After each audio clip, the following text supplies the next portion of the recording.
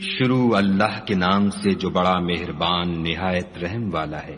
بھلا تم کو ڈھانپ لینے والی یعنی قیامت کا حال معلوم ہوا ہے؟ اس روز بہت سے منہ والے ذلیل ہوں گے، سخت محنت کرنے والے تھکے ماندے دہکتی آگ میں داخل ہوں گے۔ ایک کھولتے ہوئے چشمے کا ان کو پانی پلایا جائے گا، اور خاردار جہاڑ کے سوا ان کے لیے کوئی کھانا نہیں ہوگا جو نہ فر بہی لائے نہ بھوک میں کچھ کام آئے۔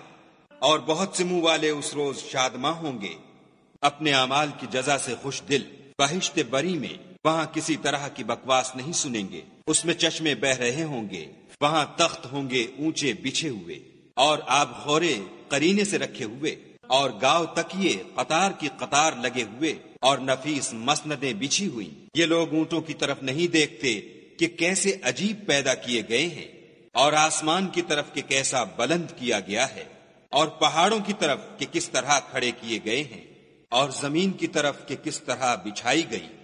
تو تم نصیحت کرتے رہو کہ تم نصیحت کرنے والے ہی ہو، تم ان پر داروغہ نہیں ہو۔ ہاں، جس نے منہ پھیرا اور نہ مانا تو خدا اس کو بڑا عذاب دے گا۔ بے شک ان کو ہمارے پاس لوٹ کر آنا ہے، پھر ہم ہی کو ان سے حساب لینا ہے۔